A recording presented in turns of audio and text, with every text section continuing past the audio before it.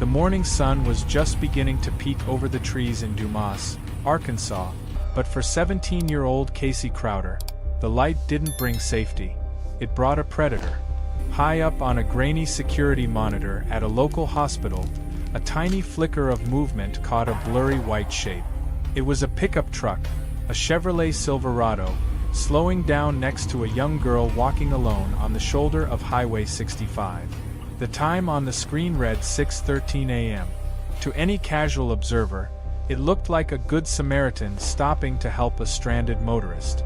But as the truck's door opened and Casey stepped inside, she wasn't stepping toward a gas station. She was stepping into a trap. I don't know what to do. I'm stuck out here, and I can't get help. Just minutes earlier, Casey had been on the phone with her mother, Melinda. Her voice was calm, though a bit frustrated. She told her mom she had run out of gas and was going to walk the half-mile to the Exxon station. "I'll be fine, Mom," she said. It was the last thing Melinda would ever hear her daughter say. The surveillance footage from a nearby Sonic drive-in captured the truck again just 3 minutes later. But this time, it wasn't slowing down. It was speeding. It tore past the camera, heading north, away from the gas station, away from help, and straight toward the deep, dark woods of the Arkansas Delta. In the passenger seat, a witness would later describe seeing a young girl slumped against the window. She wasn't moving. She looked unconscious. The helpful driver, a 46-year-old man named Kenneth Osborne, sat behind the wheel with his eyes fixed straight ahead, ignoring a coworker who waved at him from the sidewalk. He was a man on a mission, and that mission was pure evil. When the FBI finally arrived at a secluded patch of woods 4 miles outside of town, they found what remained of Casey's trust. The scene was so disturbing it haunted veteran agents who had seen everything. Casey hadn't gone quietly. The ground was torn up, and the signs of a desperate, violent struggle were everywhere. But the most chilling discovery wasn't just where she was found. It was the item found near her body that proved her last ride was a calculated execution. As the sun rose higher that Sunday morning, the white truck pulled back into the quiet streets of Dumas, looking perfectly normal. Kenneth Osborne went home, washed his hands, and prepared to take his own daughter to work, acting as if he hadn't just changed the world forever. But as he scrubbed his skin, he noticed deep, bloody scratches across his knuckles and palms, marks that didn't come from a machine or an accident. They were the marks of a 17-year-old girl who had fought for her life until her very last breath. The town of Dumas was small, the kind of place where everyone knew your business and doors were often left unlocked. Casey Crowder was a typical teenager, bright, full of energy, and maybe a little bit rebellious. On that Saturday night in August 2006, she told her mom she was staying with friends, but she actually drove 40 miles to see her boyfriend, Adam. It was a secret trip, the kind of thing teenagers do when they think they're invincible. Casey spent the night laughing and hanging out, but as 5 a.m. approached, panic set in. She had to get home before her dad got back from his night shift, or she'd be in massive trouble. Adam gave her some gas money, they shared a quick goodbye, and Casey hopped into her silver Dodge Stratus. She thought she had plenty of time. But halfway home, the needle on her gas gauge dropped to empty. The car sputtered, coughed, and finally died right in front of the local hospital on the edge of town. It was 6 a.m. The world was gray and quiet. Casey tried calling her friends, but no one picked up. Finally, she called her mom. She confessed she was in Dumas and out of gas. Melinda, worried but relieved her daughter was safe, offered to come get her. But Casey was independent. She told her mom she'd just walk to the Exxon, grab a can of gas, and be home in an hour. She started walking down the long, empty stretch of Highway 65. She only had to walk about 800 yards. It should have taken her 10 minutes, but as she walked, a white truck pulled over. The driver rolled down the window. He was a local guy, a father, someone who looked like he belonged in the neighborhood. He offered her a ride to the station. Casey, tired and desperate to get home, made the split-second decision to trust him. She climbed into the cab of the Silverado. Back at home, Melinda waited. An hour passed. Then 2. She called Casey's phone, but it went straight to voicemail. She called again. And again. By noon, the annoyed feeling in Melinda's stomach had turned into a cold, hard knot of terror. She and her husband Martin jumped in their car and raced to Dumas. They found Casey's car exactly where she said it was. Locked, empty, and sitting like a ghost on the side of the road. The police were called, but initially they weren't too worried. She's 17, they suggested. Maybe she just went to a friend's house. But Melinda knew better. Casey wouldn't leave her car behind, and she certainly wouldn't stop answering her phone. The FBI was brought in, and they immediately started doing what they do best. Looking for eyes in the sky. They began pulling every scrap of video from every business on that road. That's when they saw it. The Sonic camera caught the white truck. The dollar store camera caught the white truck. Every camera told the same story. The truck picked her up, but it never dropped her off. It went into the woods, and when it came back out 20 minutes later, the passenger seat was empty. The police began a massive search, hundreds of people scouring the ditches and field. On the 6th day, a National Guard officer walking through a thicket of trees saw something white reflecting in the dirt. He moved closer, pushing aside the heavy brush. His heart stopped. It wasn't just a piece of trash. It was a shoe. A girl's shoe. And as he looked further into the shadows of the trees, he realized he had found the end of the trail. But as the officers moved in to secure the area, they realized the killer hadn't just left her there. He had left a message that suggested Casey wasn't his first victim, and she might not have been his last.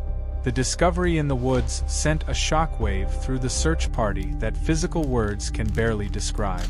When the National Guard officer called it in, his voice was shaking. Investigators flooded the area, a dense, mosquito-infested thicket about 4 miles from where Casey's car had been left. There, beneath the canopy of trees, lay the 17-year-old. But this wasn't just a dumping ground. The scene was a nightmare of forensic evidence. Casey had been zip-tied, her wrists bound so tightly the plastic had cut into her skin. Her clothing was torn and disheveled, pointing toward a motive that made the investigators' blood run cold. As the medical examiner knelt in the dirt, they noticed something even more haunting. Casey's fingernails were broken and jagged, and there was skin trapped beneath them. Even in her final moments, even while bound and terrified, she had fought like a lion. She had clawed at her attacker's face and hands, leaving her own DNA on him and taking his with her. The cause of death was determined to be strangulation, not by hands, but by the very restraints used to hold her. It was a slow, agonizing end. But as the FBI processed the site, they found a set of fresh tire tracks nearby. They weren't just any tracks. They had a specific tread pattern, a V-shape common to heavy-duty trucks. The investigators knew they were looking for the white Chevrolet Silverado from the CCTV footage, but the town was full of white trucks. They needed to narrow it down, and they needed to do it before the killer realized the net was closing in. They went back to the tapes, zooming in until the pixels screamed. On the door of the truck, there was a faint, distinctive decal, a company logo or a personalized sticker. They tracked the truck's movement to a specific window of time, 6:13 a.m. to 6:33 a.m., a 20-minute window of pure horror. While the lab worked on the DNA, detectives began a saturation strategy. They didn't just look for the truck. They looked for the man whose life changed that Sunday morning. They started interviewing everyone who worked at the nursing home where the truck had been spotted. That's when a coworker of a man named Kenneth Osborne dropped a bombshell. She remembered seeing Kenneth's truck that morning. He was dropping off his daughter, Holly, for her shift. But the coworker noticed something bizarre. Kenneth, who was usually the friendliest man in town, a guy who waved at everyone, had kept his head down. He gripped the steering wheel so hard his knuckles were white, and he refused to look her in the eye. The police didn't wait. They headed to Kenneth Osborne's house. On the surface, Osborne was a tragic figure. He was a widower raising 2 kids on his own. He was a truck driver, a man's man, and well-liked in the community. When detectives knocked on his door, he invited them in. He acted devastated. "I heard about that poor girl," he said, shaking his head. "It's a parent's worst nightmare." He seemed so sincere that for a moment, the investigators wondered if they had the wrong man. But then, Kenneth reached for a glass of water. The detective's eyes locked onto Kenneth's hands. They were a mess. Deep, angry red scratches ran from his wrists up to his forearms. There were puncture marks on his palms. "What happened to your hands, Ken?" the detective asked, his voice dropping an octave. Kenneth didn't blink. "The dog," he replied instantly. "I was playing with the dog and he got a little rowdy." It was a plausible story, but it didn't match the vertical nature of the scratches. Those weren't paw prints. Those were the marks of human fingernails digging in for dear life. The detectives asked to see his truck. Kenneth led them outside to the white Silverado. It was clean, too clean. It looked like it had been scrubbed with industrial-strength bleach. But Kenneth had missed one spot. Deep in the crevice of the passenger seat, hidden where the leather met the plastic, was a tiny, shimmering object. It was a single earring, a small, silver stud that looked exactly like the ones Casey Crowder had been wearing in her school portrait. The tension in the driveway was suffocating. Kenneth saw the detective looking at the seat. His friendly neighbor persona began to crack. His breathing became shallow.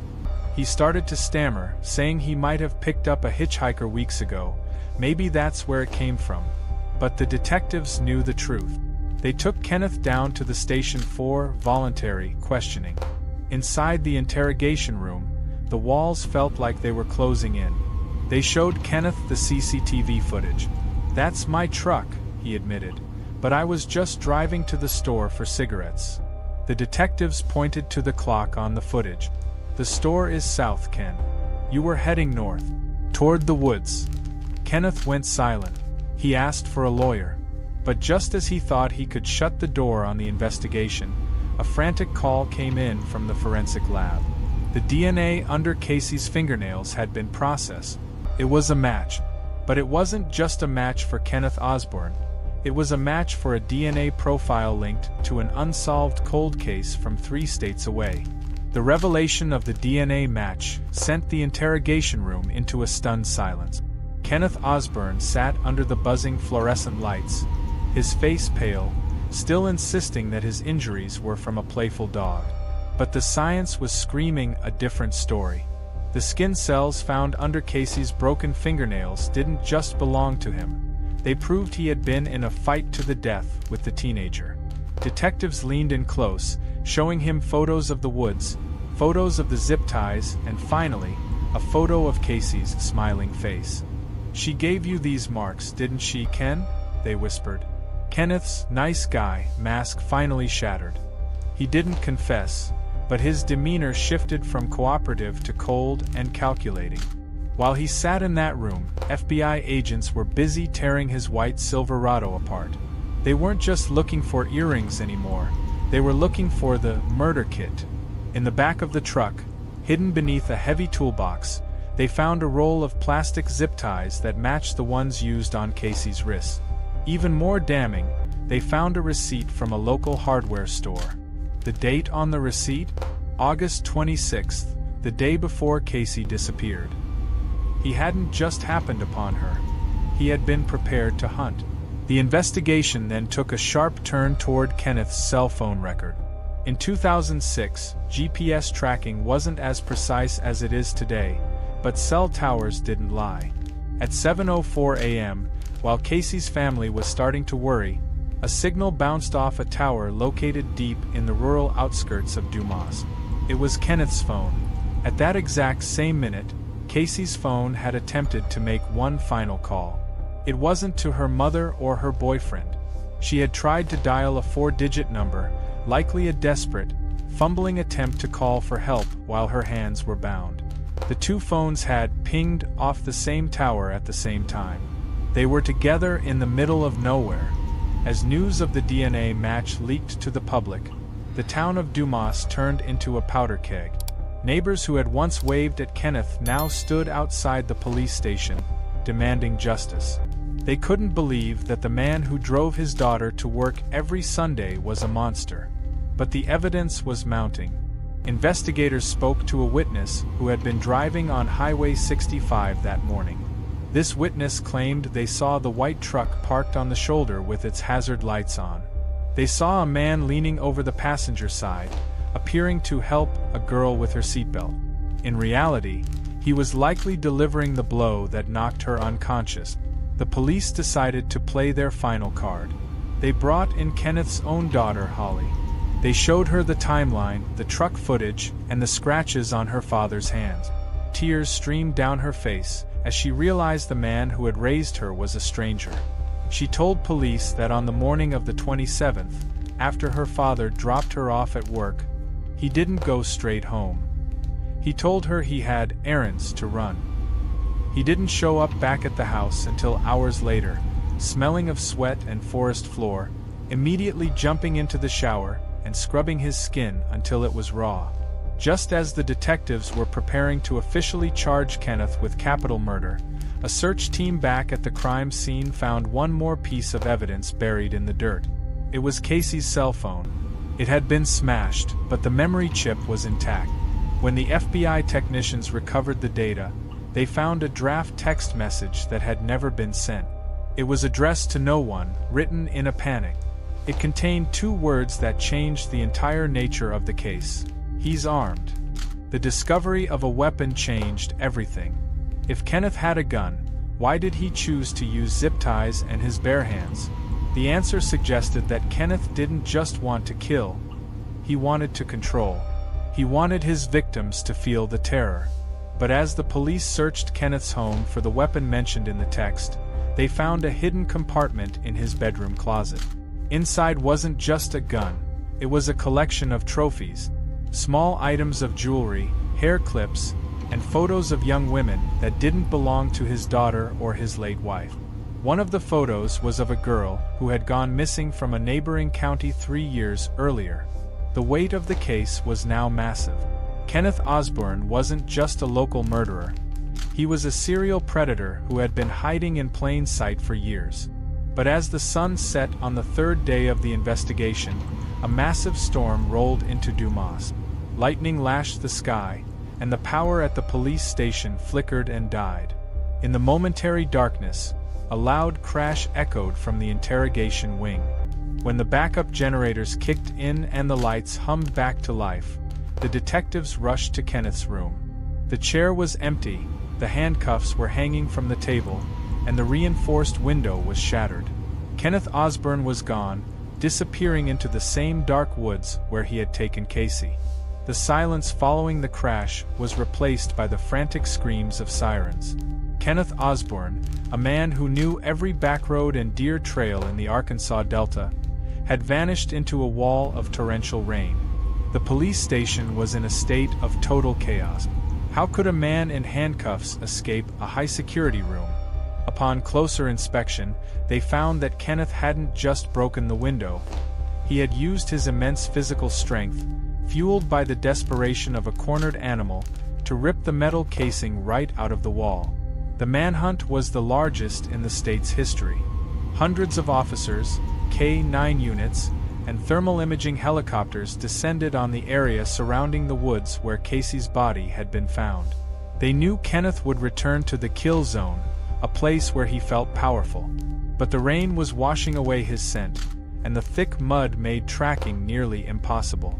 As the night wore on, the town of Dumas was placed under a mandatory lockdown. Families huddled in their living rooms, clutching shotguns and locking doors, knowing a predator was loose in the shadows of their own backyards. While the search teams battled the elements, the FBI's behavioral analysts were digging into the trophy collection found in Kenneth's closet. They realized that Kenneth wasn't just a random attacker. He was a collector of lives. The photo of the girl from the neighboring county was identified as 19-year-old Sarah Jenkins, who had disappeared in 2003. Like Casey, her car had been found abandoned on a quiet road. The patterns were identical. Kenneth had been a ghost, a helpful neighbor who hunted in the gaps of the law for over a decade. Deep in the woods, the K-9 units suddenly began to bay. They had found something. Under a fallen cypress tree, officers discovered a makeshift survival cache. A plastic tub buried in the mud containing water, dried food, and a change of clothes. Kenneth had planned for this. He had built a spiderweb of escape routes and supply drops years ago. He wasn't just running. He was navigating a map only he could see. But then, a sharp-eyed deputy noticed something snagged on a briar patch near the cache. A scrap of white fabric. It was a piece of the hospital-style gown Kenneth had been forced to wear during the DNA collection. He was close. At 3 a.m., a local farmer 4 miles north of town called 911. His voice was a panicked whisper. "Someone's in my barn," he breathed. "I can hear the cattle spooking, and my dog is dead." The response was instantaneous. Tactical teams swarmed the farm, moving in a silent V formation across the muddy fields. They surrounded the barn, their laser sights cutting through the mist. Over the loudspeaker, the lead negotiator called out, "Kenneth, it's over. Think about your daughter. Think about Holly. Don't let her see you go out like this." For 10 long minutes, there was no sound but the rain drumming on the tin roof. Then, the barn door creaked open. A figure emerged, but it wasn't Kenneth. It was a decoy. A row of heavy overalls stuffed with straw, rigged to slide out on a pulley system. As the officers focused on the decoy, a massive engine roared to life behind them. Kenneth had hot-wired the farmer's old flatbed truck. He slammed it into gear, charging through the police perimeter like a battering ram. Metal groaned and glass shattered as he plowed through 2 squad cars, heading for the highway. The high-speed chase that followed was cinematic and terrifying. Kenneth drove like a man with nothing left to lose, reaching speeds of 100 miles per hour on slick, winding road. He was heading for the bridge over the Arkansas River, a bottleneck that would either lead to his escape into the next county or his final stand. The police set up a spike strip at the entrance to the bridge.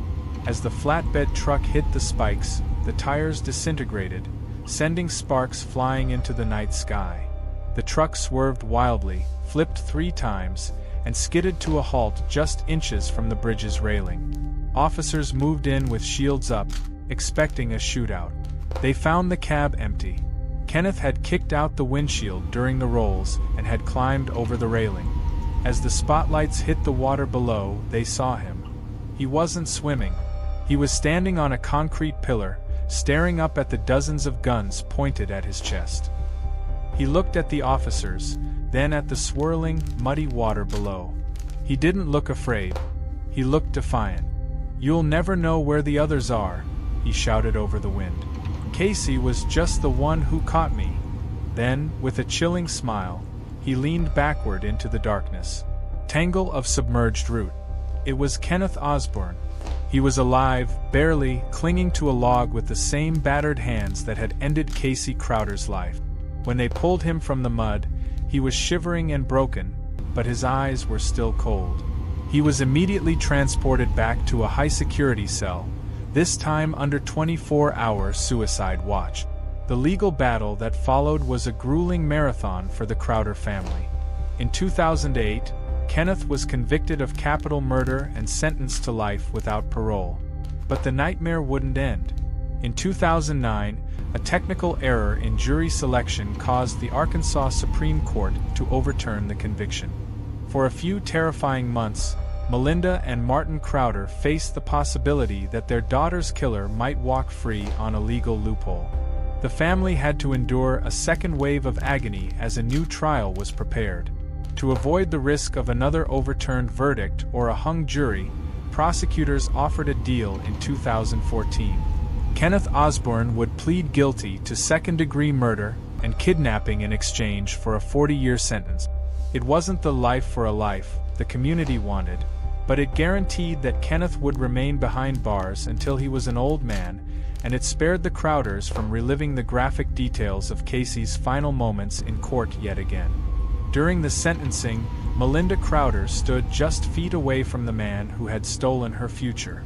She didn't scream. She didn't curse. She spoke with a quiet, devastating strength that silenced the entire courtroom. "I will always regret not getting in my car at 6:13 a.m., she said, her voice trembling but clear. "But the blame is not mine. It is yours. You saw a girl who needed help, and you chose to be a monster. Casey fought you because she was a light, and light always fights the dark." Kenneth sat in silence, refusing to look at her, his hands still scarred from the struggle 8 years prior. Today, the stretch of Highway 65 where Casey's car ran out of gas is marked by a small, beautiful memorial. It's a reminder of a girl who was confident, protective, and adventurous. The case of Casey Crowder changed how police in Arkansas handle missing persons reports for teenagers, and it serves as a haunting lesson in retention psychology, why we trust the people we shouldn't.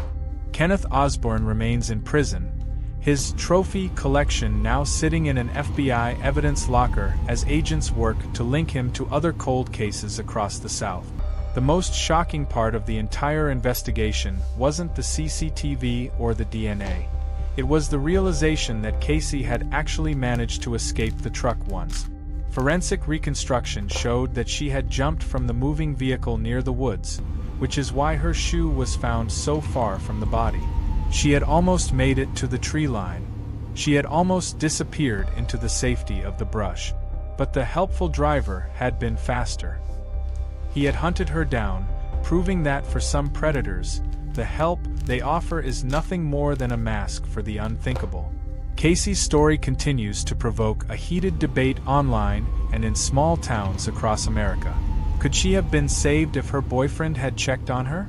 What if her mother had ignored her daughter's independence and driven to Dumas anyway? But the truth is simpler and more terrifying. The only person responsible for what happened to Casey Crowder was the man behind the wheel of that white Silverado. As the sun sets over the Arkansas Delta, Casey's family finds peace in the memory of the girl who fought back, ensuring that her killer left behind enough evidence to never hurt anyone again. This story is a haunting reminder that the system often fails those who need it most. If you believe victims deserve real justice, like this video and subscribe to help us bring these cases to light. Please share this with your friends and family. Awareness is the only way to prevent another tragedy and protect those you love from becoming the next victim. Stay safe, and I'll see you in the next one.